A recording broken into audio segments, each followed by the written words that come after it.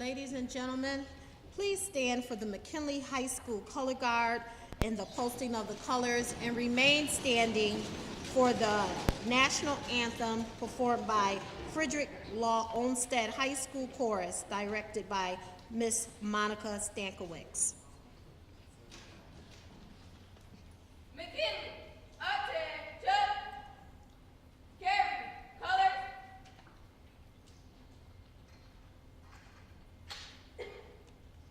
Forward, march.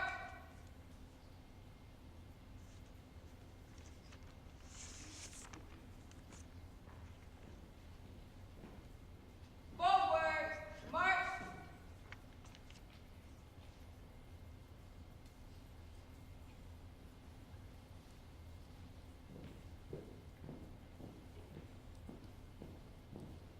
Colors, hope. Requesting permission to post the colors. Please post the colors. Post.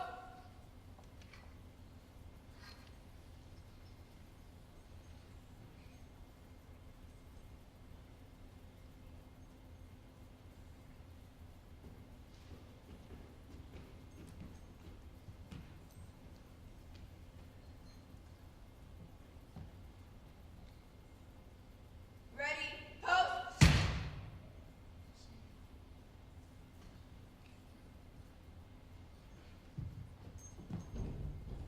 Present, arms.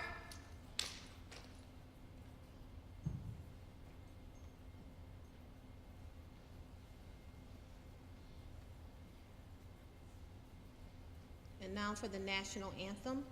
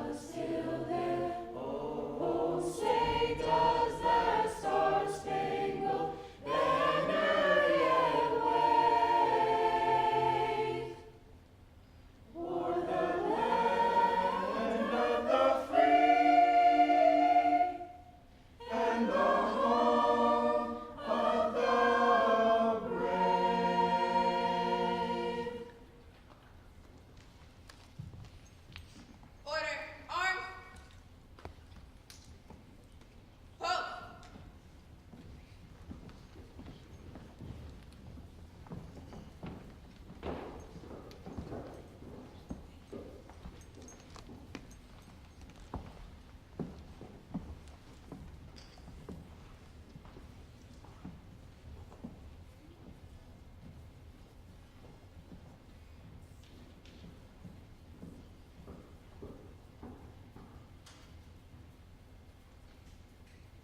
Ready, face. Forward, march.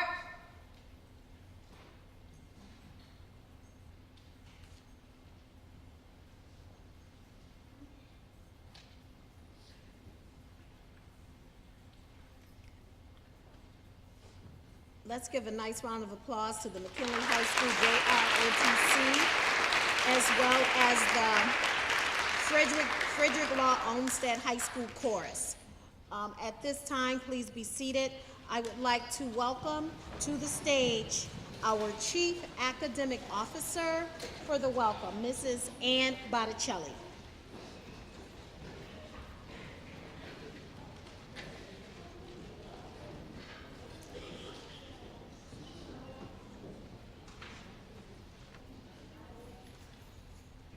Good morning, everyone.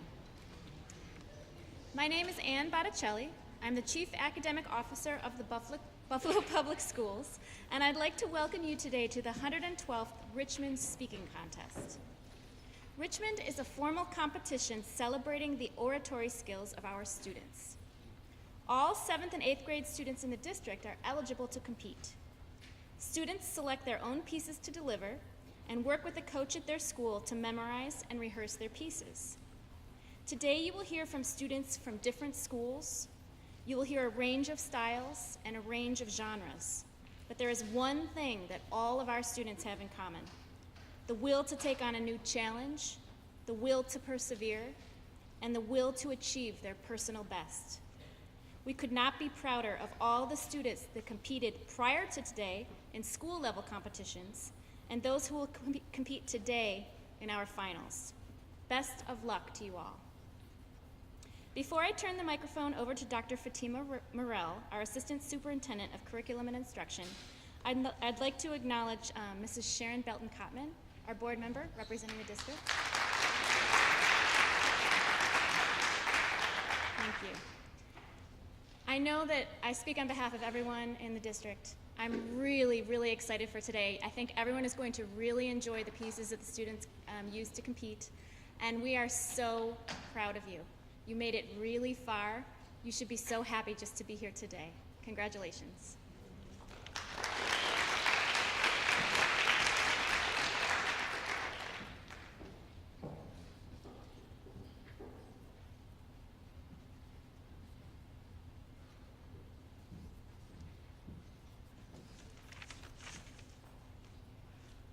Good morning, scholars, parents, colleagues, and friends of the Board of Education members.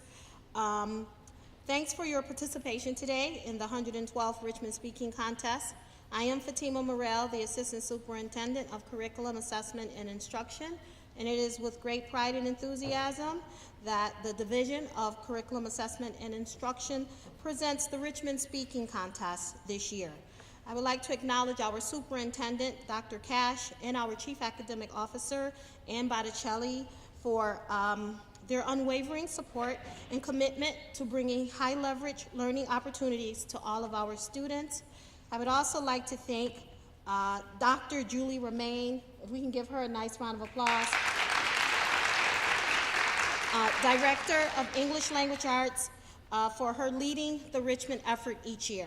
Additionally, I want to thank the teacher coaches and all the courageous student participants who are confident winners already, as you are in it, and you have to be in it to win it, and that makes you a winner already. Richmond is not about winning and losing. It's about engagement, opportunity, and learning about yourself and others through an oratorical journey.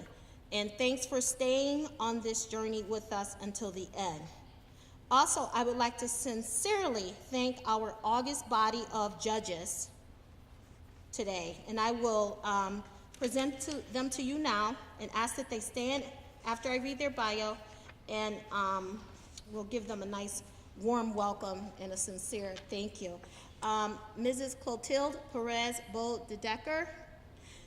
She is President and CEO of the Community Foundation for Greater Buffalo, an organization dedicated to connecting people, ideas, and resources to improve lives in Western New York.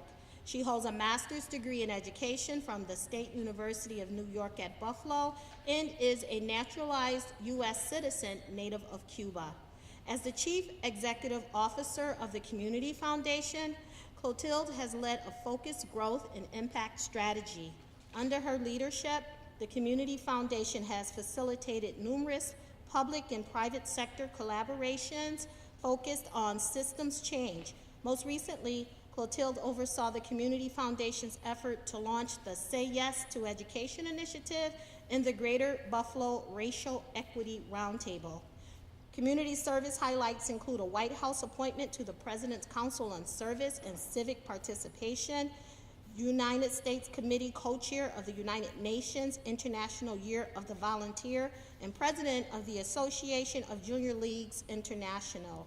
Current service includes the Buffalo Niagara Partnership, Governance Matters, chair of the Foundation Center, FSG, and the Global Fund for Community Foundations. If we can give have her stand and give her a nice warm welcome. Our judge, Mrs. Cantil, last word to Duncan.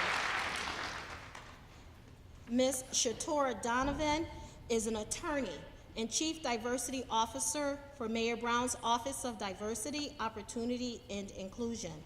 As an attorney, Ms. Donovan practiced immigration law from a holistic perspective. She assisted business owners and professionals attain status in the United States, but most dear to her heart was helping individuals and families from around the world fight for their most basic human right, the right to live without fear and persecution.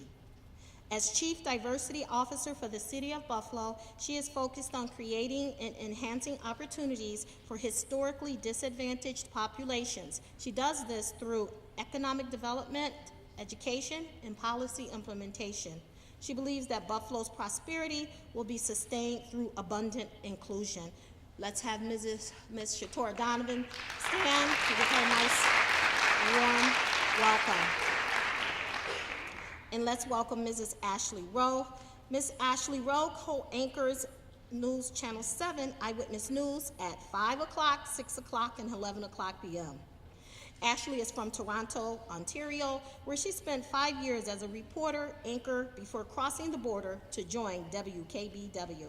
Since joining WKBW, she and her team have been nominated for 2 Emmys, and in 2019, Ashley won a New York State Broadcasters Award for her story about a man who spent 27 years in prison for a crime he did not commit. In addition to her time spent behind the desk and in the field, Ashley has been one of the lead architects of WKBW's signature Hiring 716 franchise, which highlights workforce challenges and opportunities across Western New York. Hiring 716, with its online jobs board, has become a go-to platform for job seekers and employers alike. Let's have Ms. Ashley Rowe stand. Let's give her a nice round of applause. And last but certainly not least, we have Mr. L. Vaughters. L. Vaughters is a reporter for Channel 4, WIVB, and he has been bringing us the news for the last 25 years. He studied radio and television at Ball State University in Muncie, Indiana, where he earned a Bachelor of Science degree and continued his education with a graduate survey in economics from Wright State University in Dayton, Ohio. He was awarded an Emmy in both 1991 and 1992 from the Chicago Midwest Emmy Awards for spot news coverage. Mr. Vaughters is a board member for SABA, Spirited Athletes, Bold at Heart, and the Vice President of Broadcast for the Buffalo Association of Black Journalists. He loves that Buffalo is a family-friendly city. He is married with 2 grown children and enjoys softball, gardening, and keeping up with current events in his free time. Let's give a nice round of applause, and if he could please stand, Mr. Vaughters.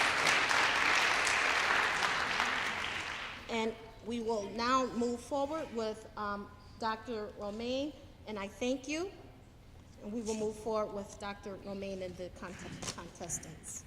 Thank you. Good morning, everyone. I am Julie Romain. I'm the Director of English Language Arts for Buffalo Public Schools, and I am the designated contest chairperson for the Richmond Speaking Contest. As the contest chairperson, I have 2 important jobs today. First, I'm going to share some of the rules of the contest that will impact the viewing of the competition. Each contestant will only be identified by letter. They will take the stage, identified by letter, and at the end, I promise, you will be able to applaud. So there will be no applause after each speech.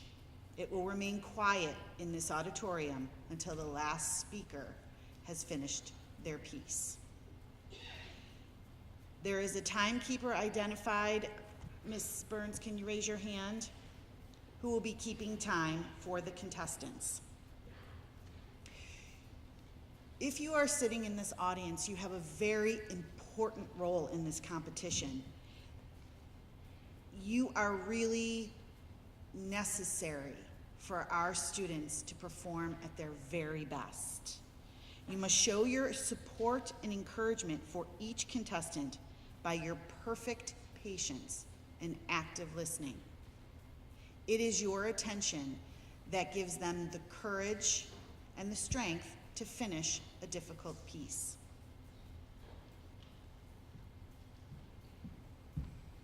As the Richmond Speaking Contest chairperson, I now commence the 112th Richmond Speaking Contest.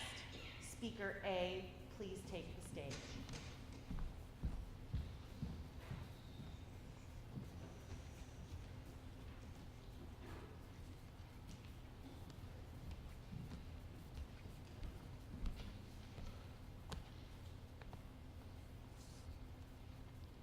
On the Pulse of Morning by Maya Angelou. A rock, a river, a tree host to species long since departed, marked the mastodon, the dinosaur, who left dry tokens of their sojourn here on our planet floor. Any broad alarm of their hastening doom is lost in the gloom of dust and ages. But today, the rock cries out to us, clearly, forcefully, come, you may stand upon my back and face your distant destiny, but seek no haven in my shadow. I will give you no hiding place down here. You, created only a little lower than the angels, have crouched too long in the bruising darkness, have lain too long face down in ignorance. Your mouth spilling words armed for slaughter. The rock cries out to us today. You may stand upon me, but do not hide your face. Across the wall of the world, a river sings a beautiful song. Come, rest here by my side, each of you. Descendant of some passed on traveler has been paid for. You,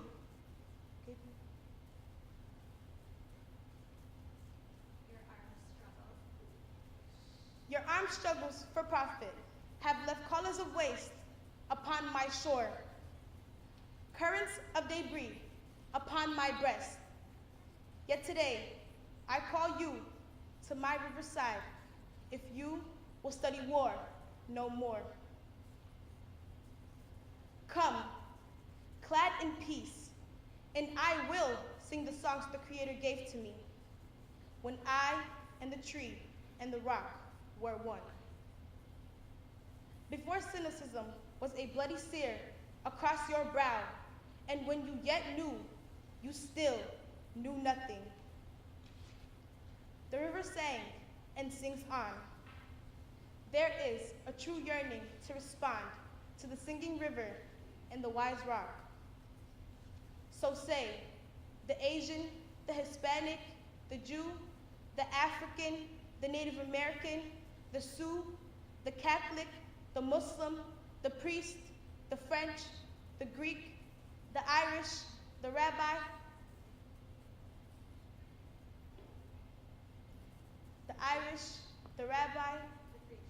the preacher, the privileged, the teacher, the homeless, the privileged, the teacher.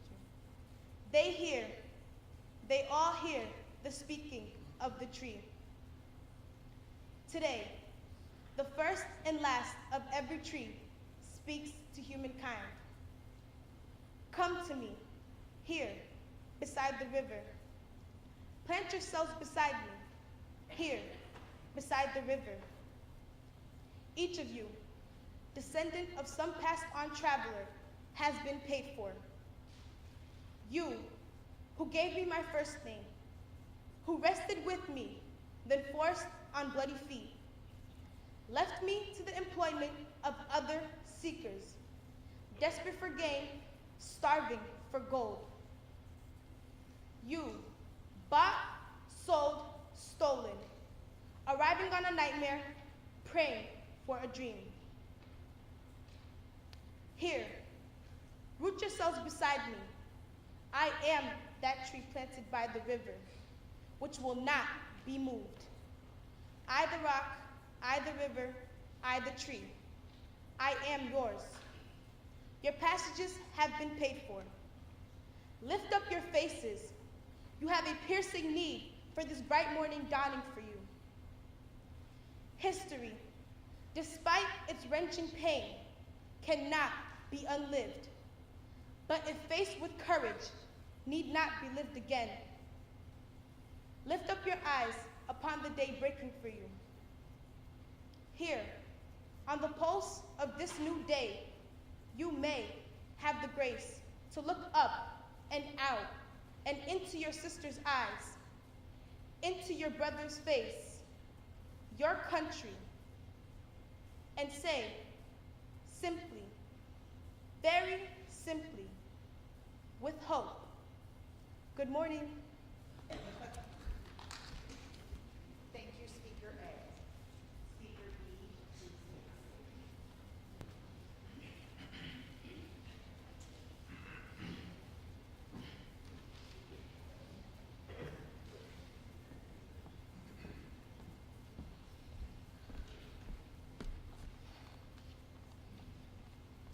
I have biracial hair.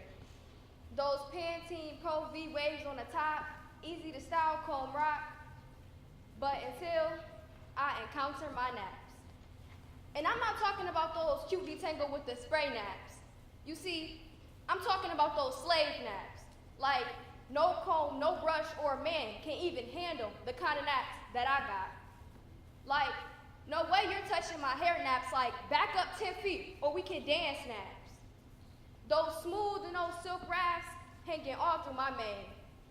Until I get to the back and I encounter the jungle in which I can find Tarzan and Jane. In the front I forget and I relax in the pleasure. Until I get to the back and remember the pain. My baby hair slicked back with that good $4 pomade that goes with roots and tangles. Those combs running freely through my fine breezy, just to the part, well, the most I can make, until the comb gets to the back of my head and breaks. I had biracial hair, like the only thing my mother could do was put it in 2 big braids. And when that was just too much, she left it half undone. But I had biracial hair because I had biracial blood. And I'm not talking about that cute they met and then they all fell in love blood. I'm talking about that slave raped by the master 6 times, birthed 6 mixed babies, later hung blood. I'm talking about that cross burning in the mud blood. And you call me a mud blood. Slit my wrist. My blood does not excrete in black and white. I dream in verse in red, like it was drained from Emmett Till's lips when he was killed for breaking down color lines. Biracial who succumbs to abuse from her peers at her middle school. Well, she's not white. It's more like a Reese's cookie, like a mixed breed, or a mulatto. Yeah, that's what it is, a reverse mulatto. My roots are too deep. My biracial roots are not blind, or more than cotton soft. Cause my blood were in the sun, picking cotton too. 1,000 times discreted for my race. 1,000 times discreted for my history. You'll never get. Let textbooks be your truth, and sprinkle the ashes of history into your streams. I dream for a time and place where maybe you all can accept me. Maybe we all need to wake up again and remember a morning of you, like something new. It'll be green, cause my people drove there, but you people drove me there, with my tender heart, tender head, and my biracial hair. And I got that biracial hair, those Pantene Pro V waves on the top, easy to style, comb rock. Like I said, until I encounter my naps. But I'm not talking about those cute detangle with the spray naps. I'm talking about those slave naps. Like, no comb, no brush, or a man can even handle the kind of naps that I got. Like, no way you're touching my hair naps. Like, back up 10 feet, or we can dance naps. Those smooth and those silk wraps hanging all through my mane. Thank you, Speaker B. Speaker C, please take the stage.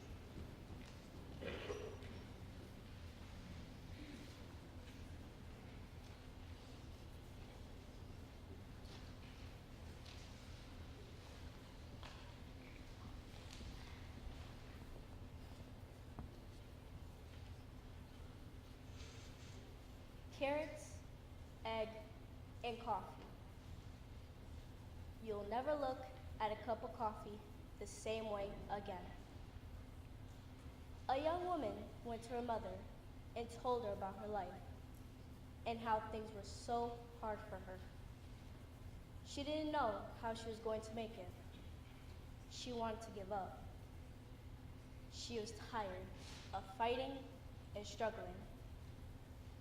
It seemed as if one problem was solved, another one arose. Her mother took her to the kitchen and filled 3 pots with water and placed each on a high fire. Soon, the pots came to boil. In the first, she placed carrots. In the second, she placed an egg. And in the third, she placed ground coffee beans. She let them sit to boil without saying a word. In about 20 minutes, she turned off the burners. She fished out the carrots and placed them in a bowl. She pulled out the egg and placed it in a bowl. Then she ladled the coffee and placed it in a bowl. Turning to her daughter, she asked, "What do you see?" "Carrots, an egg, and coffee," she replied. Her mother brought her closer and told her to feel the carrots. She did noted that they were soft. The mother then asked her to take the egg and break it. She did. After she peeled off the shell, she observed the hard-boiled egg. Finally, the mother asked her daughter to take a sip of the coffee. The daughter smiled as she tasted its rich flavor. The daughter then asked, "What does it mean, Mother?" Her mother explained that each of these objects had faced the same adversity, the boiling water. Each reacted differently. The carrots went strong, hard, and unrelenting. However, after being subjected to the boiling water, it softened and became weak. The egg had been fragile. Its thin outer shell had protected its interior. But after sitting through the boiling water, it hardened. The coffee beans were unique, however. After being subjected to the boiling water, they had changed the water. "Which one are you?" the mother asked her daughter. When adversity comes knocking on your door, how do you respond? Are you the carrot, the egg, or the coffee bean? Which one am I? Am I the carrot that seems strong, but with pain and adversity, do I wilt, become soft, and lose my strength? Am I the egg that starts with a malleable heart, but changes with the heat? Did I have a flute spirit, but after a death, a breakup, a financial hardship, or some other trial, have I become hardened? Does my shell look the same, but in the inside, am I tough, with a stiff spirit and hardened heart? Or am I like the coffee bean?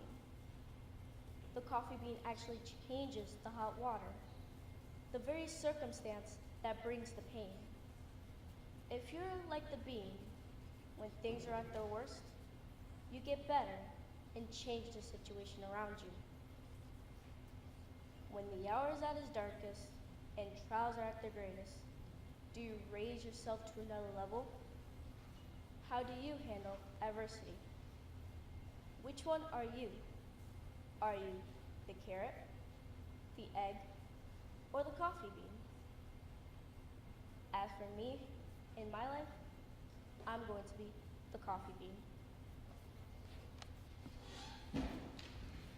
Thank you, Speaker C. Speaker D, please take the stage.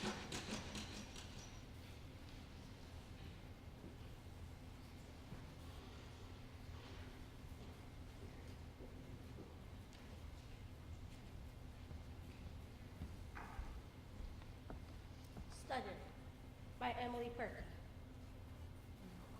When I was younger, I believed that I was the perfect communicator. People would listen carefully, laugh softly, and seem genuinely intrigued in what I had to say. When I was in 5th grade, all students had to participate in a famous fair, which is where we had to choose one famous person who inspired us with Romain autobiography of them. Presenting our speeches over and over again as friends and family walked by. It was like a living wax museum. Being the spunky child I was, I chose Oprah. And I was very proud of my wealth and math research that I felt that even my hard-working role model would be perfect. At the marriage of 11, I thought that I was Oprah. But a few days before the fair, my teacher, Mr. Kistler, made everyone dress up as a research role model person and presents our speeches as he videotaped us. So we look back on our hand gesture, our tone, our body language, and etc. I was so confident as I marched to the front of the room with my permed hair, my full black dress, and my new wedges, courtesy of Goodwill. After everyone had presented and had been videotaped, it was my turn to watch myself speak. And as I watched myself speak, this person that looked it like me, but couldn't be me, a blank of shame filled my body. Is this what I sound like? Is this what people hear when they talk to me? Is this why they laugh or pay close attention to my speeches? Suddenly, it all made sense. Every communication interaction I have ever made was floating back to me. It felt like I was drowning. For the first time in my life, I felt that I was different, but in a negative way. But just be patient, or even mindful about being patient. Because someone could say the most inspirational, insightful, incredible words you have ever heard in your whole entire life. And it could just take them 5 minutes to say. Thank you. Speaker D. Speaker E, please take the stage.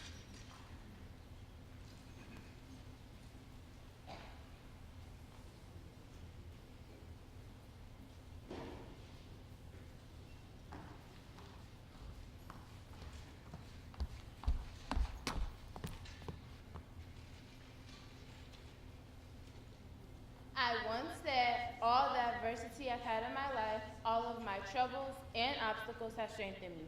You may not realize it when it happens, but a kick in the teeth may be the best thing in the world for you. I haven't been to college before or ever, but I did have a passion for drawing and animation. It has been boiling in my blood since I was born. I come from a very poor family who wasn't able to support me, so I got money myself to live my life and help my family. When I was 7 years old, I sold my first cartoon. I got free haircuts at the barbershop whenever I drew him a new hairstyle.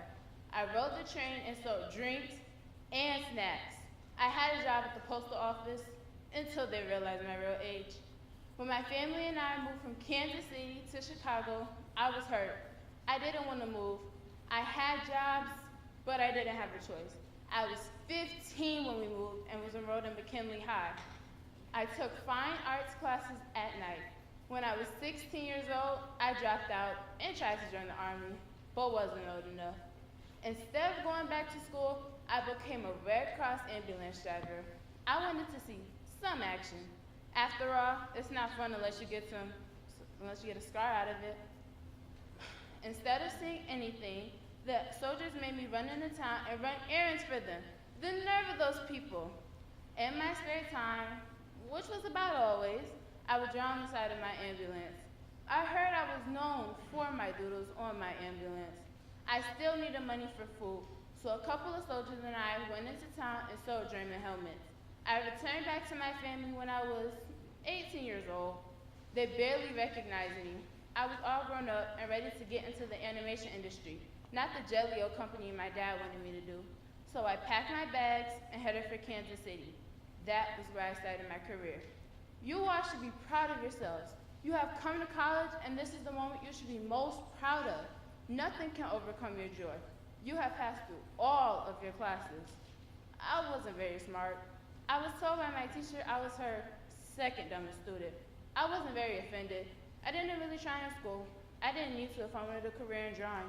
When I arrived at Kansas City, I found UBI Works. I know, weird name, don't tease. He's a very skilled cartoonist. When we joined together to create a company, it didn't go well. We were able to create the company, but it only lasted 1 month. But we didn't give up on our dreams though. We got a job at the Kansas Slideshow Company. That was where I originally got into drawing and animation. I would draw picture after picture, millions if necessary, just to see somebody take a step. When we joined together to create Laugh-O-Grams, we thought we had it good. We had a camera and workers, but customers were a little short. When Laugh-O-Grams went bankrupt, I moved to Hollywood with my brother. That was where I created Mickey Mouse and Walt Disney Pictures. You know the rest. As I said before, all the adversity I've had in my life, all of my troubles and obstacles have strengthened me. You may not realize it when it happens, but a kick in the teeth may be the best thing in the world for you. If I were to have succeeded on the first thing I tried to do, I wouldn't have tried harder. I wouldn't have created Mickey Mouse, and I wouldn't have Walt Disney Pictures. That kick in the teeth has really helped me throughout my life, and I am very thankful for it. Never give up. Perseverance and hard work is the key to success. After all of your dreams can come true if you have the courage to pursue them. Thank you, Speaker E. Speaker F, please take the stage. As the contest chairperson, it is my duty to remind you that the audience responsibility is to listen to each speaker with perfect patience. Hello. Today I'll be talking about astrological signs and the 3 most important types of signs. An astrological sign can be determined by your date of birth and sometimes the place in which you were born. There are many types of signs, but 3 are most important. The star sign, moon sign, and ascendant sign. The star sign is your overall ego and your basic personality. Your moon sign is a deception of what you're feeling inside and your most common moods. Your ascendant sign is how people view you. Your sun sign is easy to find because it only requires your birthday. But for your moon and ascendant sign, you'll also need the place of your birth. Today I'll be talking about your sun sign because it's very common for people to at least know about this one. Okay.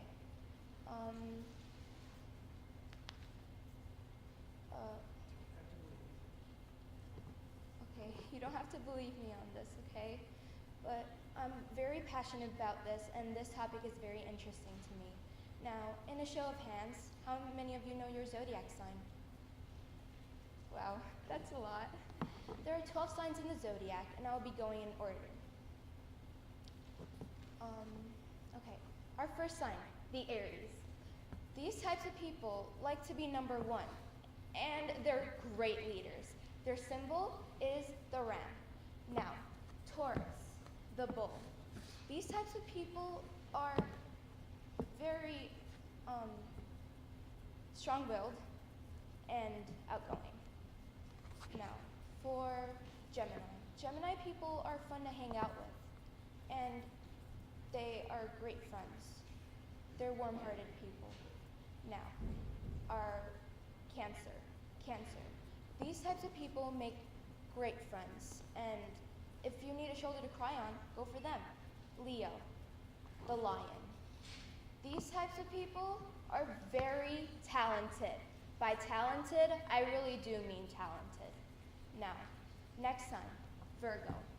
Virgo are the maidens. They are logical and graceful, and those are my words to describe them. Now, for our Libra, the scale. They are very balanced, and they're also logical. Now, for our Scorpio. Scorpios are misunderstood, and they're mysterious. Don't lie to them and be honest, because it's instant karma, and they don't like it. Now, for our Sagittarius, the Archer. These people are adventurous and risk takers. Now, for our Capricorn, they're very good people and they are great friends. Now, for our Aquarius, the Waterman. These people are fun and friendly. And now for our Pisces. Pisces are the fish. These people are very artistic and talented. If you're a Pisces and not artistic, then you're special. Now, for our 3 types of signs, I'm gonna give you a preview of mine so you know what it looks like. My sun sign is a Scorpio, my moon, Leo, and my ascendant, Libra. As a Scorpio, you would see me as mysterious, and as a Libra, you would see me as balanced, and as Leo, you would see me as talented, I guess. Now, thank you for your time. Thank you, Speaker. Speaker G, please take the stage.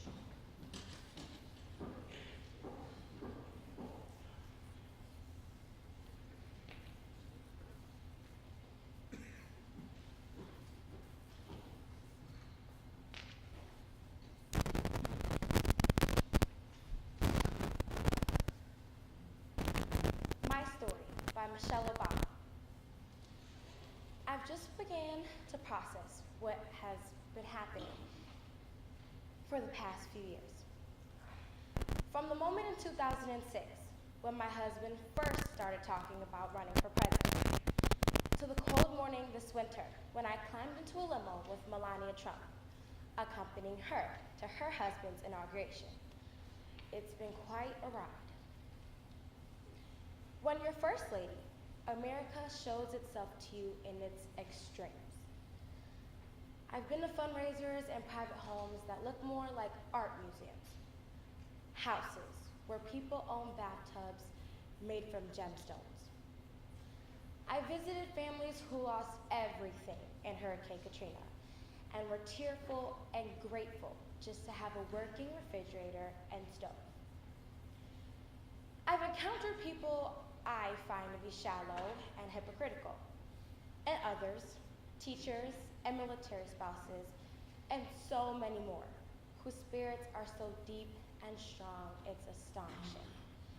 And I've met kids, lots of them, all over the world, who crack me up and fill me with hope, and who blessedly manage to forget about my title once we start rooting around in the dirt of a garden. Since stepping reluctantly into public life, I've been held up as the most powerful woman in the world and taken down as an angry Black woman. I've wanted to ask my detractors which part of that phrase matters to them the most. Is it angry, or Black, or woman? I've smiled for photos of people who call my husband horrible names on national television. But still, when a framed keepsake for for the mantle. I've heard about the swampy parts of the internet that question everything about me, right down to whether I'm a woman or a man. A sitting U.S. congressman has made fun of my butt. I've been hurt. I've been furious. But mostly, I've tried to laugh this stuff off. There's still a lot I don't know about America, about life, about what the future might bring. But I do know myself. My father, Fraser, taught me to work hard, laugh often, and keep my word. My mother, Marion, showed me how to think for myself and to use my voice. Together, in our cramped apartment on the south side of Chicago, they helped me see the value in our story, in my story, in the larger story of our country. Even when it's not pretty or perfect, even when it's more real than you want it to be. Your story is what you have, what you will always have. It is something to honor. Thank you. Thank you, Speaker G. Speaker H, please take it.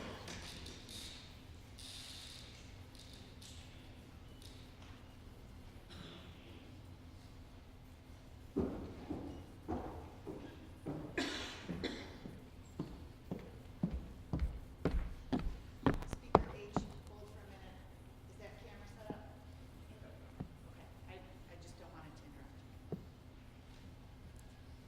Tamara's Opus by Joshua Bennett. Tamara has never listened to hip hop. I know, crazy, right? Never danced to the rhythm of raindrops or fallen asleep to a chorus of chirping crickets. She's been deaf for as long as I've been alive. And ever since the day I first turned 5, my father has told me, Joshua, nothing is wrong with tomorrow. God just makes some people different. And at that moment, those 9 letters were swung gracefully by unholy hands to shatter my stained glass innocence into shards that can never be pieced back together or sever the ties between my sister and I waited, was patient numberless years, anticipating the second her ears will open like lotuses and allow my sunlight synthesis to seep into her insides. Make her remember all of those conversations we must have had back when God handpicked us to be siblings so centuries ago. I still remember her 20th birthday. I readily recall my 11-year-old awestruck eyes as I watched deaf men and women of all ages dancing in unison to the vibrations of speakers booming so loud that I imagined angels coming down and chastising us for disturbing their worship with such beautiful blasphemy. Until you have seen a deaf girl dance, you know nothing of passion, okay? Nothing. Someday, remember the face of your little brother. It is only now I see that I was never willing to put in the extra time or effort to love her properly. So as the only person who is fluent in sign language in my family, I would like to take this time to apologize. Tamara, I am sorry for my silence. But true love knows no frequency, so I will use these hands to speak volumes that can never be contained by the sound or boundaries of sound waves. I will shout at the top of my fingertips until digits dance and relay this message directly to your soul. I know that there is no poem that can make up for all the time we must have had. But if you can, just please, please listen. As I play the strings and symphony from my heart that is meant for no one else's ears but yours. Thank you.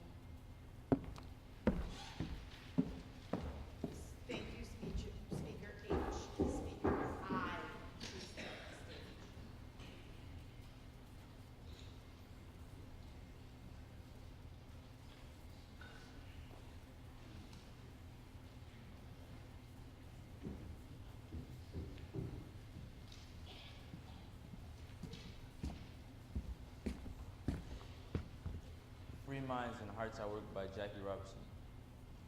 At the beginning of the World Series of 1947, I experienced a completely new emotion when the national anthem was played. At this time, I thought it was being played for me as much as for anyone else. This is organized Major League Baseball, and I am standing here with all the others, and everything that takes place includes me. About a year later, I went to Atlanta, Georgia to play in an exhibition game. On the field, for the first time, there were Negroes and whites, other Negroes besides me. And I thought what I have always believed came to be. And what is it that I have always believed? First, that imperfections are humans, but that whenever human beings are given room to breathe and time to think, those imperfections will disappear, no matter how slowly. This is not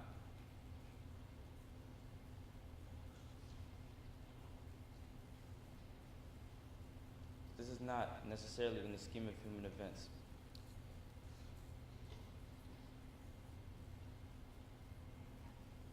Handicaps, stumbling blocks, prejudices, all of these are imperfect, yet they have to be reckoned with because they are in the scheme of human events. Whatever obstacles I found made me fight all the harder, but it could have been impossible for me to fight at all, except that I was sustained by the personal and deep-rooted belief that my fight had a chance. It had a chance because it took place in a free society. Not once was I ever forced to face and fight an immovable object. Not once was a situation so cast iron rigid that the fight had no chance. Free minds and hard works were around me, so there was a chance of improbability. But I look at my children now and know that I must still prepare them to meet obstacles and prejudices. But I can tell them too that they will never have to face some of these prejudices because there was other people before them.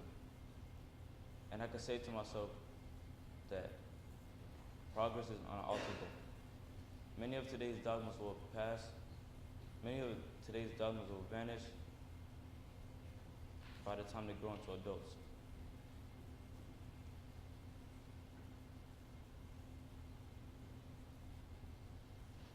And the chance has come to be. And there is nothing static with free people. There is no middle-aged logic so strong from stopping the human type from flowing forward. I do not believe every person in every walk of life can succeed in spite of any prejudice. But I do believe with every fiber in me that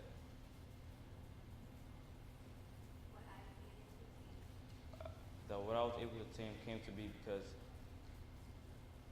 we put behind us, no matter how slowly, the prejudice of the dogmas of today to discover the truth of tomorrow and perhaps find the greatness of tomorrow. Thank you. Thank you, Speaker I. Speaker J.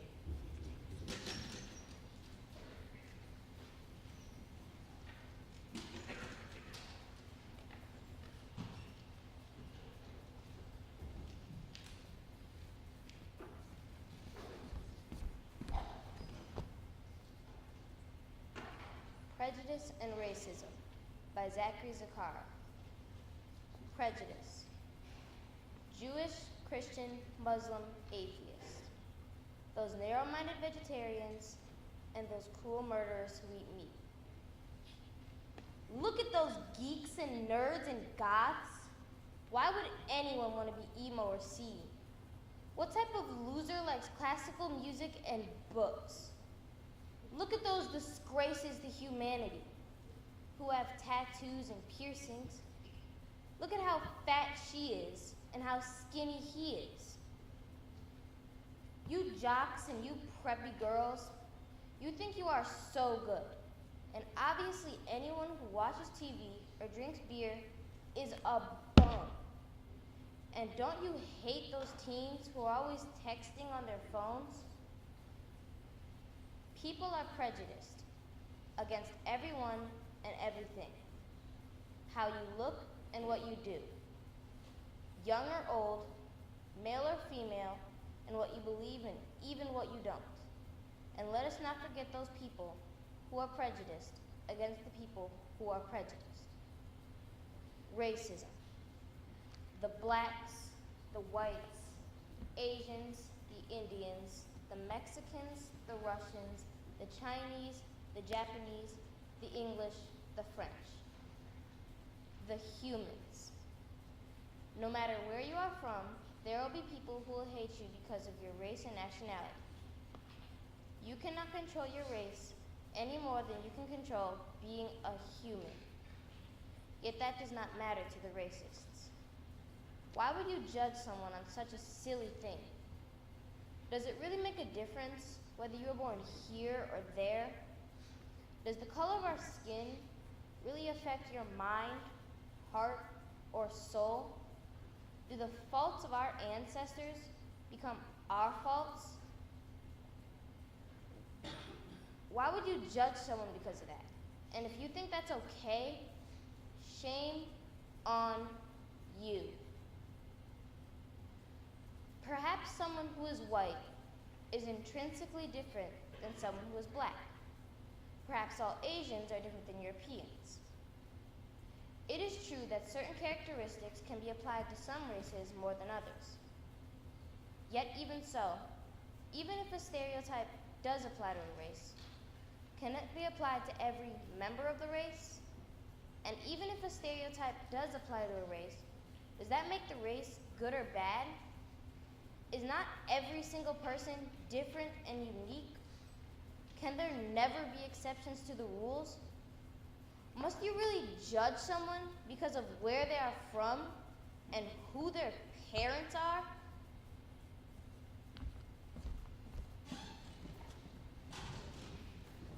Thank you, Speaker J. Speaker K, please take the stage.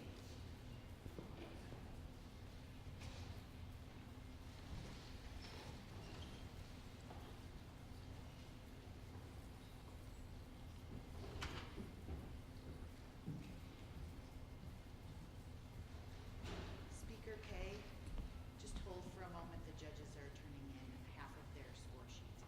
Okay. I don't want any time to be taken from you. It's okay.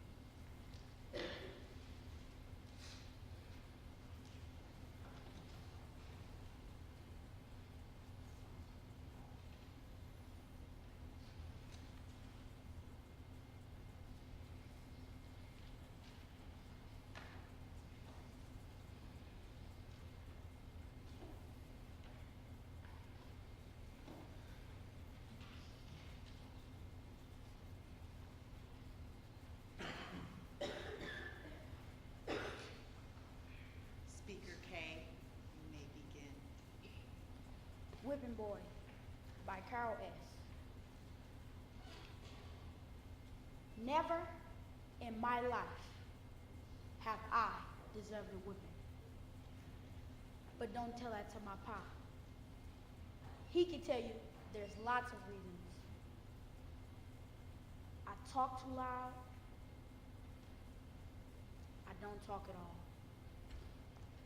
I took too long walking the dog. I didn't walk the dog long enough. I left my backpack on the floor. I put it on my bed. Yeah, there's all types of excuses for whipping me. Happens mostly when he comes home late, stinking of whiskey bottles and ashtrays. I hear his truck roll up and the crunch of gravel under his feet. My stomach gets all turvy and I try to keep quiet and to myself. But yet, he finds me. He finds me red-eyed and closed-fisted. Sometimes I wonder why he ever had a kid. Other times I wonder because he likes whipping. Whatever the reason, I'm making plans. I got my own plans. I got $205 so far. When I get to 400, I'm heading north, taking trout. That's my dog. I can't leave without him. There's this thing called emancipation. 16. And that's in 7 months. Even if he tracks me down, he got no rights. He ain't gonna track me down. Too much trouble. Good riddance, he'll say. And I'm gonna be okay. I know it in my bones. I don't carry no hate around like bag of rocks. We'll have a good life, me and Charlotte. And someday, I'll have me a kid. And I will love him. And always treat him right. The young ones ain't no real trouble. They're made of love. Unless you whip it out of them.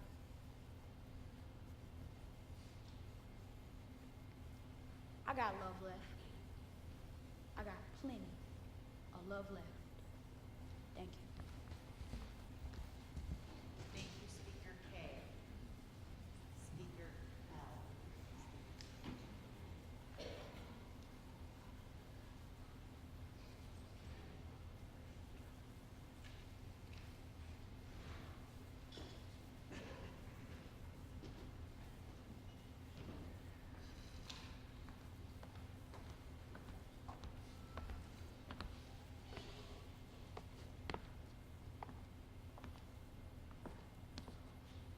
In an alternate reality, Tuesday's headline news should have read, active shooter heroically subdued by brave security guard. But instead, we woke up to news stories announcing that a police officer in Midlothian, Illinois, responded to a bar shooting by killing the security guard who had bravely detained the shooting suspect. Jamal Robertson should be alive today, but he's not. And it was made quite clear the race played a critical role in his death. If Robertson had been white, would the police officer who shot him, seeing that he was dressed as a security guard, as witnesses by asserted, would he have heard bystanders shouting that Robertson was a security guard and a hero? Would he have paused before gunning him down? Experience and statistics suggest that Robertson would have lived to be called a hero if he were white. In a 2018 study, it showed that black men are 3.6 times more likely than white men to be shot by a police officer. In a different 2018 study, it showed the same disparities. These statistics shaped the reality that ended Robertson's life. But it's important to remember what was lost. Robertson was not only a 26-year-old security guard on Manny's Blue Room bar, but he was also an active member of community churches who had aspirations. He even dreamt of becoming a police officer and joining the community that ultimately took his life. But most importantly, he was a father to a 9-month-old son, and his partner is pregnant with their second anticipated child. Robertson's death is the tragic, avoidable result of two forms of state-inflicted violence. The first one is black people trying to live their daily lives, but never getting the benefit of the doubt from police officers. And it's something that impacts those who do jobs to save others' lives, just like those in everyday situations. The second form of state-inflicted violence at play here is that which law and policy often excuse the unnecessary killing of citizens by police officers. It's an unfortunate reality that police often excuse the unnecessary killing of citizens by police because of their fear. Robertson should be alive today. Robertson had a job to protect other people. That's exactly what he did. He lawfully and heroically intervened in what could have been a mass shooting. He risked his life, he pinned a gunman down, and following protocol, waited for the police to arrive. Yet, even though Robertson risked his life, doing his job, and performing his duty, he was still shot and killed by one of the people he had aspired to be. If police department policies excuse the killing of Jamal Robertson, then these policies need to be changed to value black lives. Thank you. Thank you, Speaker L. Speaker N, please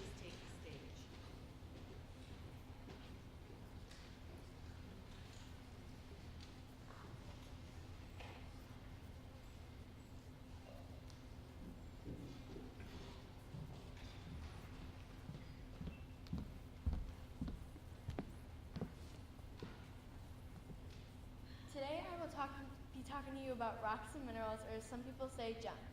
You may be saying to yourself, oh, another rock collector. Yes, I am one of those people who collects rocks, but they can be very interesting. For example, painite is a very rare mineral, extremely valuable and only found in Myanmar. I'm not sure how it is formed, but I do know that there are only a few samples in existence. Now, I can slow down the mood a little bit and talk about the three main types of rocks. The three main types, or classic easy-to-find rocks, are sedimentary, metamorphic, and igneous rocks. What makes each type different has to do with how they are formed.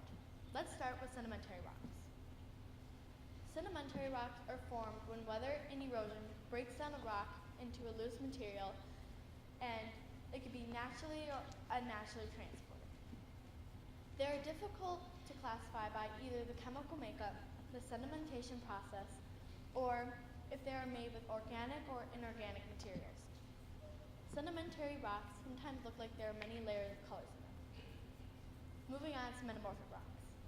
Metamorphic rocks are formed when chemical or physical alteration and by heat and pressure of an existing igneous or sedimentary material into a denser form. In some cases, the Earth's interior can melt the rock slightly, and this is called contact metamorphism. Lastly, the igneous rock. Igneous rocks are also called volcano rocks because they are formed by the crust surface by molten rocks within the Earth's mantle and crust called magma. They are identified by the size of their crystals. Large crystals means that the magma has time to cool slowly over time, while small crystals mean that the magma cooled rapidly. These are three main types of rocks and a very rare and very expensive example. Remember, rock hunting can be fun and interesting because you can learn new things. I hope you enjoyed learning about rocks. Thank you, Speaker N. Speaker N, please take the stage.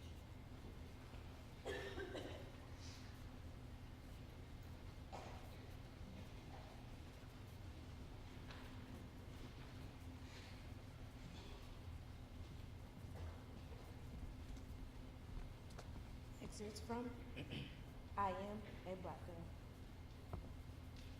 I am a black girl. That's different from just saying, I'm a girl. That's different from just saying, I'm black. To be a black girl doesn't just mean I have darker skin. To be a black girl doesn't mean I'm hard to approach. To be a black girl doesn't mean you have to be ready to hold my enemies. To be a black girl doesn't mean you have to try harder to teach me something. But to be a black girl means I am special in every way.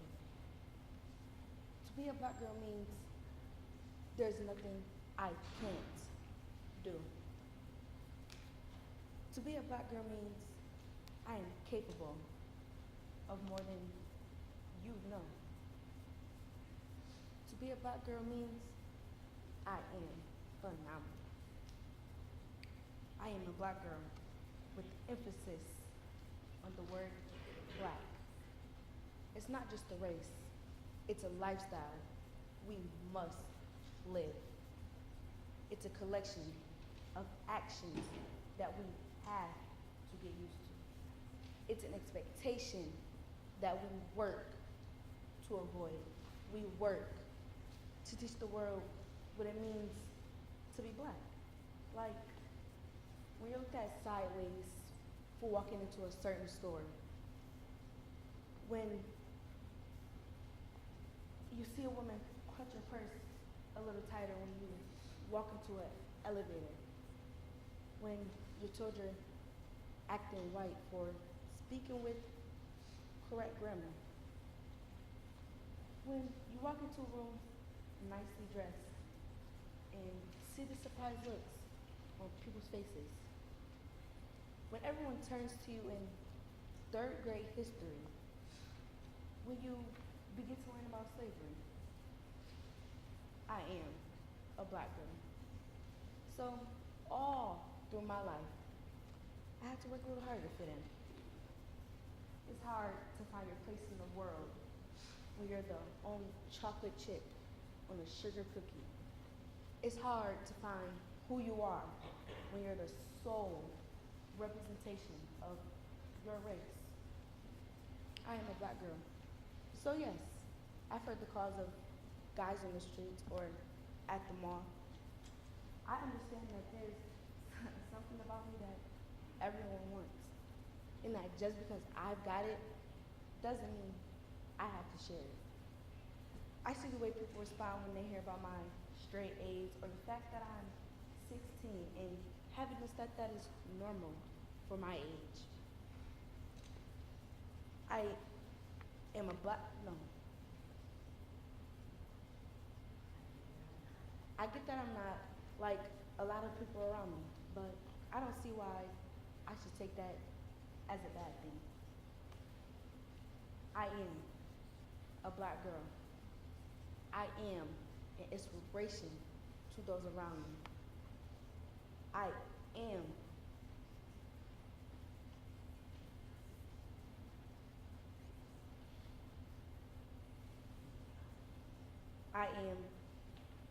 the light in the dark room. I am the joy in your eyes. I am a strong, independent black girl, and I am me.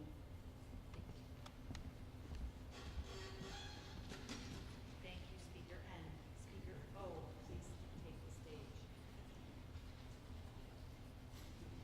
Audience, we are approaching our last 4 contestants of the morning. Please give them, the last 4 contestants, the same perfect attention and patience you gave all of the rest of the contestants. It was right there, that very spot. I stood there in this intense feeling of stillness, surged through my body as if I could hear the screams. 4 little girls. Denise, 11, Carol, Cynthia, and Addie Mae, all 14. Birmingham, Alabama, 16 Baptist Church, the state of hate and prejudice, September 15, 1963, at 10:25 a.m. An older man, a deacon, who has been there on that dreadful day back in 1963. In the present, what a president said following. He opened the doors of the church, and in my mind, he began to walk through history. He talked as he led through lines of rows and rows of velvet cushy seating, aligned with beautiful stained glass windows, to the front of the church, through a door, which led to the basement, which led to mental anguish. You see, 4 little girls were down there on that dreadful day back in 1963. They had just finished their Sunday school class and were excitedly waiting to participate in the youth service. And it happened. An explosion. A bomb set by the KKK, a racist anger group who thrived on deflecting pain. Hate ran through their veins. The bomb went off and shook city blocks. 12-6 of hate, 12-6 of prejudice, and 12-6 of dynamite exploded under rubble of 16 Baptist Church. The ceiling above 4 little girls came crashing down. The ceiling above 4 little girls came crashing down. 21 people were injured, and 4 innocent little girls lay buried next to each other, dead. I'm starting to think that the deacon romanticized how their bodies were placed. Maybe he just told the story that way so we could sleep at night. Because from what I gathered, body parts had to be everywhere. Denise McNair, 11. Addie Mae Collins, Carol Robertson, and Cynthia Wesley, all 14. See, back then, the mindset was to stop integration. The governor of Alabama, George Wallace, announces that few first-class funerals would just do it. It was right there, that very spot. I stood there, and this intense feeling of stillness surged through my body as if I could hear the screams.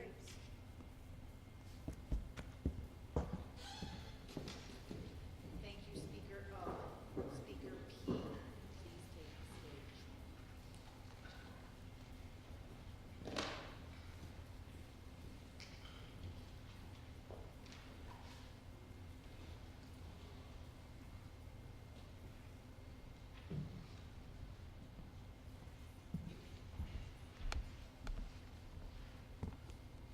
Let America be America again. Let it be the dream it used to be. Let it be the pioneer on a plane seeking a home where he himself is free. Let it be the dream dreamers dream. Let it be that great, strong land of love where never kings deny nor tyrants scheme, where no man be crushed by one above. Oh, let my land be a land crowned with no false patriotic wreath, but opportunity is real and life is free.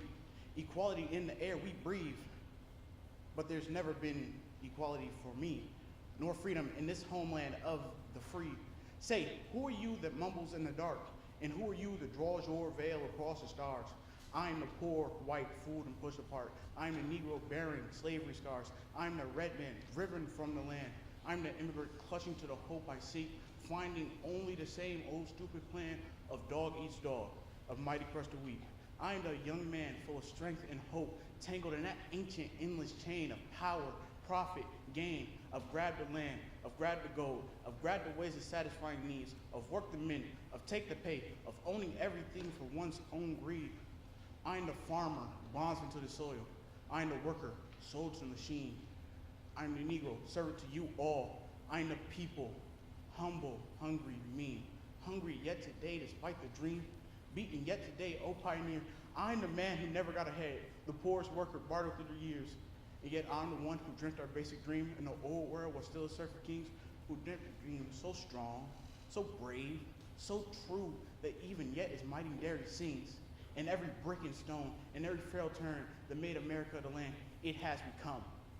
Oh, I'm the man who sailed those early seas to find what I thought to be my homeland.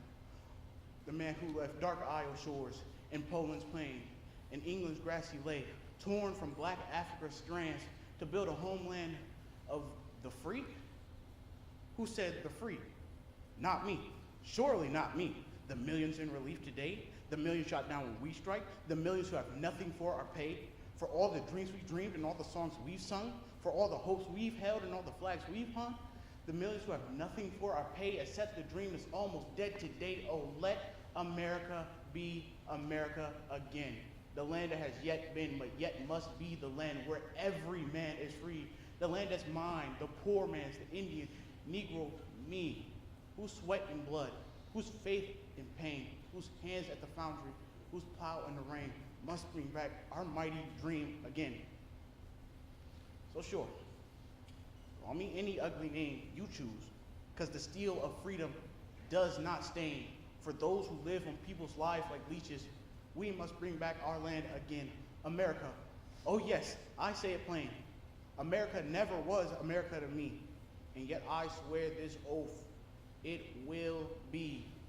Out of the rake and ruin of our gangsters' death, out of the rape and rot of wrath, out of the stealth and lies, we must bring back the land, the mines, the mountains, the rivers, all the stretch of these great green states, and make America again. Thank you, Speaker P. Speaker Q, please take the stage. Audience, these are the last two speakers. Please give them your perfect completion.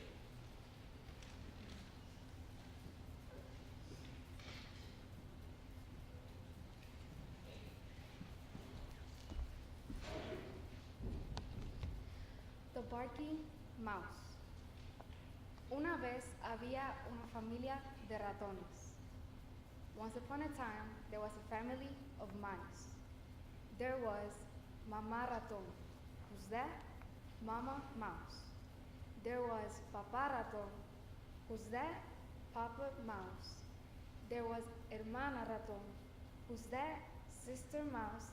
And there was Hermano Raton, Brother Mouse. They all went on a picnic on a beautiful fall day. When they finished eating, Hermana and Hermano said, Mamá, Papá, vamos a ir a jugar. We're going to play. Mamá said, Está bien, pero cuídense porque en la cerca está el gato.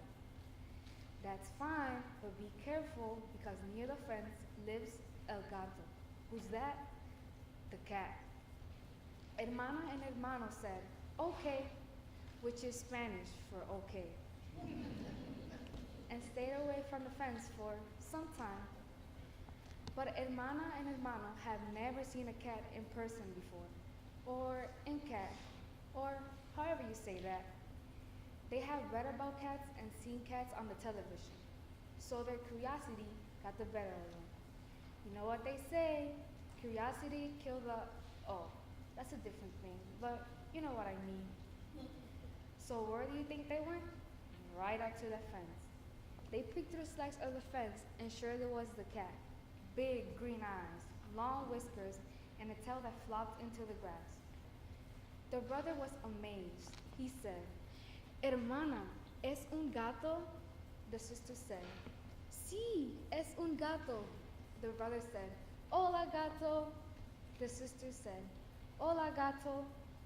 The cat didn't move a whisper. The brother got silly and he said, Hola, gato flaco. Hello, skinny cat. And stuck out his tongue and gave him a big raspberry. The sister thought that was funny, so she joined it too. Hola, gato flaco. Oh, they were having a great time making fun of that cat. The cat's eyes got smaller. Her tail stopped moving. She stretched her claws and sprung for the fence, swinging at and just barely missing the mice. The mice were scared, but when they saw that the cat couldn't reach them, they got bold and made fun of her even more. The cat sat back on her haunches and climbed her way up to the top of the fence. When she got to the top, she looked down and snickered at the mice. The adios gato yelled the mice, running for their lives. The cat jumped down and was gaining on them with every single strike. But with a burst of speed, the mice ran to some bushes back to their family. Breathlessly, they said, Mamá, papá, vámonos porque el gato va a comernos. We better go, that the cat is going to eat us. Papa looked around, but did not see the cat. Papa got tough. He said, Gato, yo no tengo miedo del gato. I'm not scared of the cat. Si el gato viene, if that cat comes, yo voy a decir que yo soy Papá Ratón. Y yo voy a darle pow, pow, pow, pow, pow. Suddenly, the cat jumped through the bushes. Mama! cried the dad, Papa, jumping behind her. Hermana and Hermano jumped behind her too. The only thing standing between the cat and her familia was Mama. Mama didn't know what to do, but with the courage a mother feels when her family is threatened, she stood up as tall as she could on her tiny back paws, looked into the gray green eyes of the cat, took a deep breath, and said, ruff, ruff, ruff, ruff, ruff. The cat stopped, looked around, turned around, jumped over that fence, and was gone. Mama couldn't believe it worked. When she got her family home, nice and safe, she said, you see, kids, it pays to speak another language. Thank you, Speaker Q. Speaker R, please take the stage.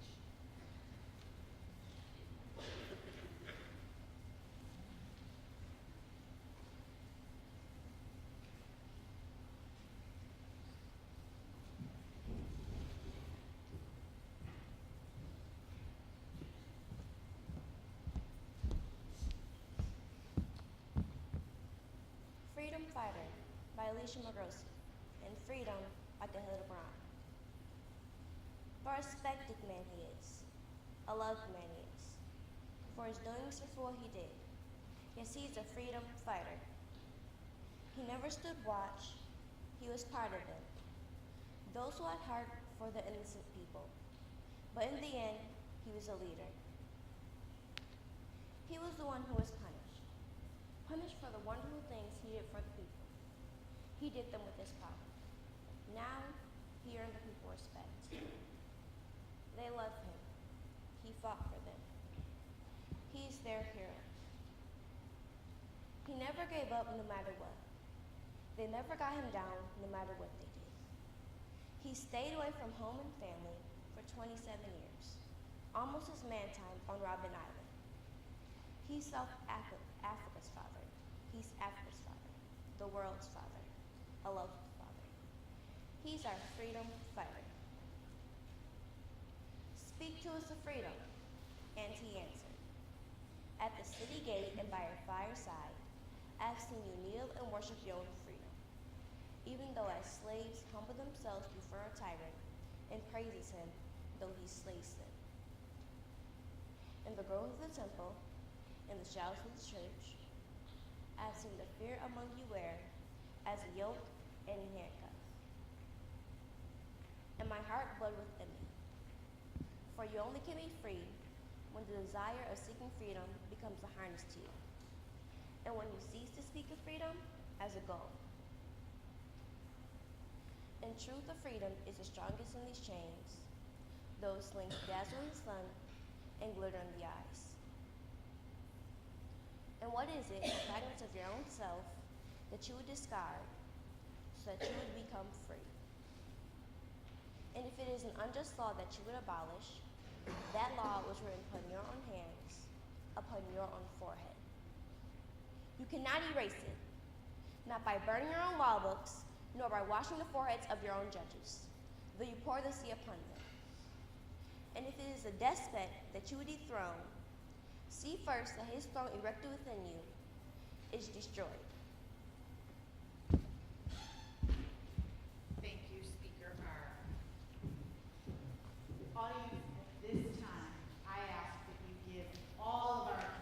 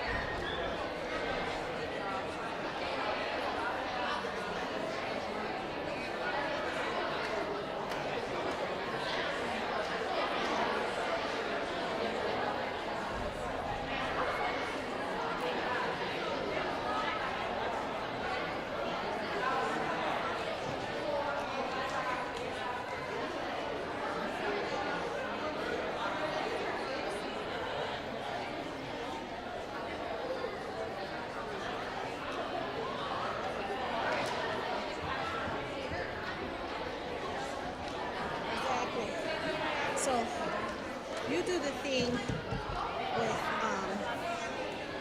don't you hand them to them? Okay, and then they all share. Yeah. Or we can have Daphne do it.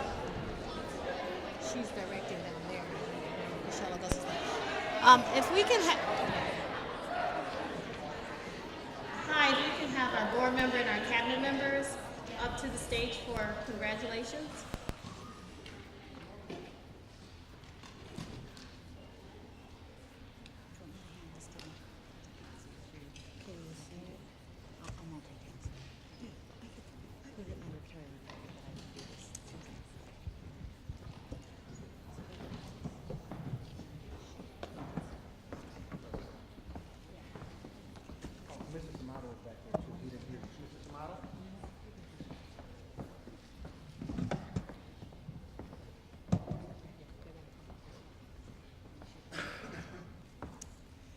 This is the moment you've been waiting for.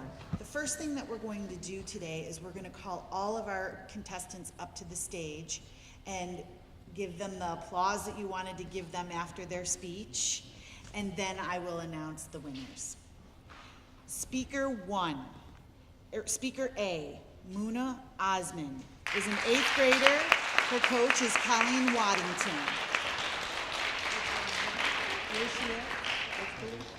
School 19.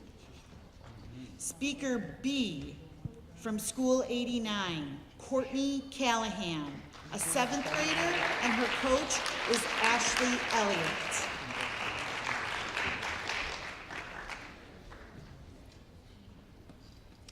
Speaker C is Maybelline Figueroa from School 33. She is an 8th grader, and her coach is Elizabeth Porterfield.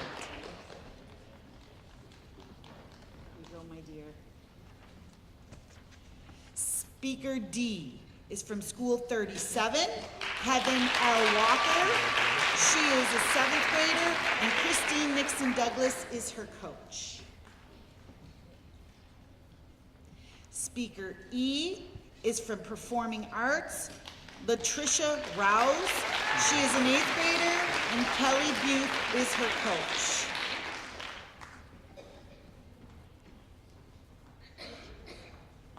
Speaker F is a 7th grader from School 67, Imrana Pritt, and her coach is John Ellicott. Speaker G is from School 32, Jada Cooper, an 8th grader, and her coach is Gabriel Russell.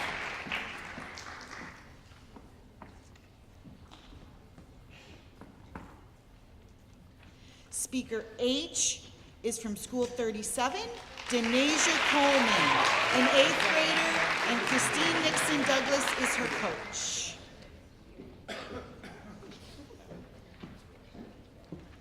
Speaker I is from School 19, Sadiq Sadiq, an 8th grader, and his coach is Colleen Waddington.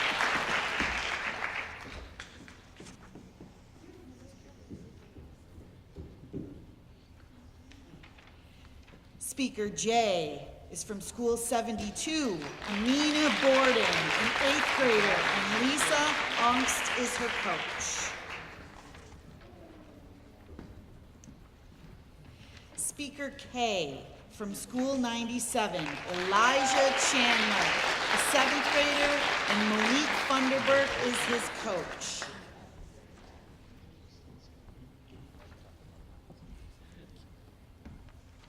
From Performing Arts, from Speaker L is from Performing Arts, Christella Ombene, a 7th grader, and her coach is Kelly Butte.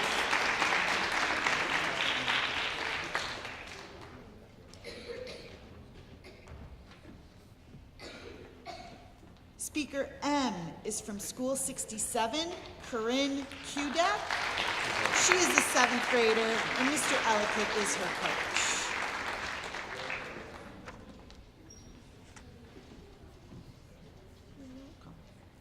Speaker N is from School 97, Divine Pompey, a 7th grader, and Monique Funderburk is her coach.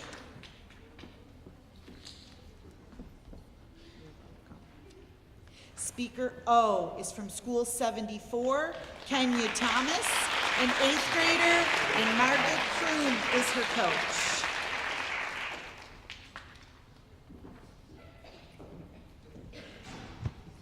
Speaker P is from School 89, Emmanuel Sindima.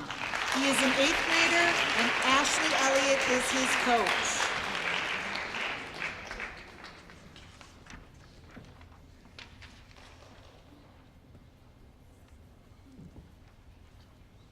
Speaker Q is from School 33, Alana Rosario. She is an 8th grader, and Elizabeth Porterfield is her coach.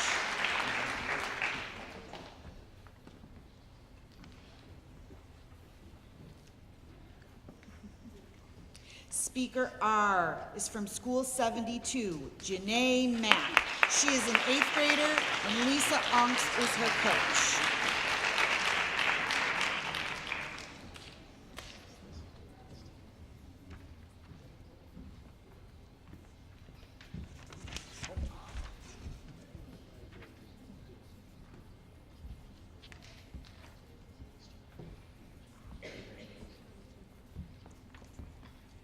And now, the moment you've all been waiting for.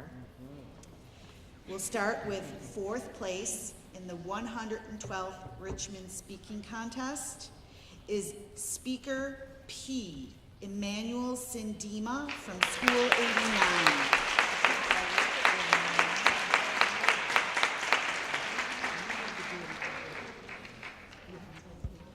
Third place, Speaker G, from Jada Cooper from School 32.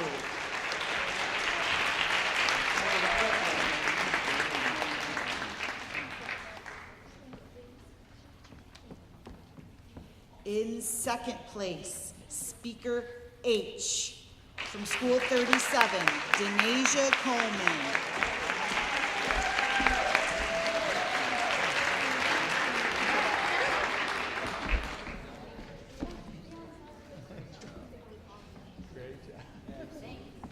And the first place winner of the 112th Richmond Speaking Contest is Speaker Q, Alana Rosario from School 33.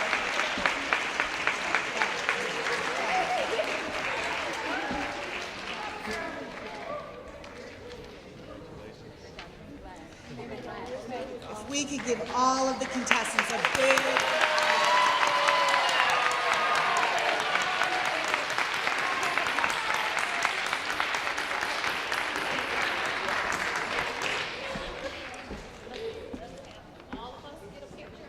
We will now take pictures. So if I know that some of you have been holding back during the competition from taking pictures. So we're going to take pictures now. But as the contest chairperson for the 112th Richmond Speaking Contest, the competition has reached its conclusion.